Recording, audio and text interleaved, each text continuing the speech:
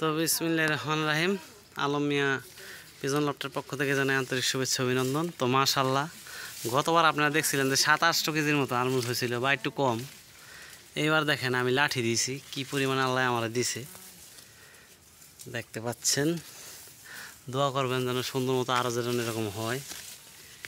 এই যে দেখেন গাছ ঠিকা দিছি, তাও মনে করেন যে হইতাছে না। এই যে এটা ঠিকা দিইনি অবশ্য, দেখতে পাচ্ছেন। এই যে দেখেন মাশাআল্লাহ, এই যে দেখেন গতবার একটু লম্বা কম হয়েছিল, এইবার যে লম্বা হয়েছে একটা বিশাল সাইজের। এই যে দেখেন মাশাআল্লাহ, এই যে এখনো ফুল হইতেছে।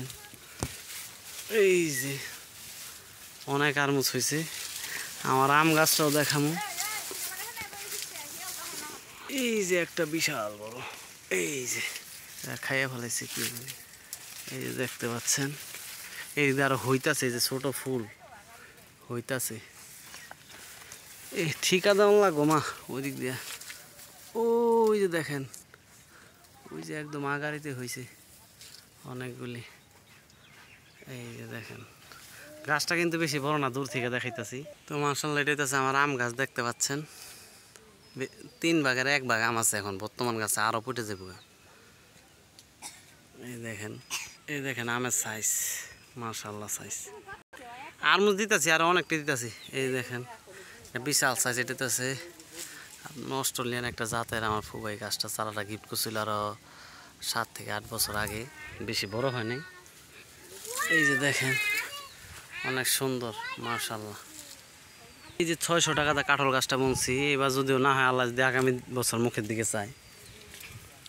এই যে এটা আছে, এটা আছে আমার মিষ্টি জলপাই গাছ মাশাআল্লাহ, অনেক বলইছে। তো আর একটা ছোটো গাছ ছিল, ওইটা তুলনায় এটা কিছুই না।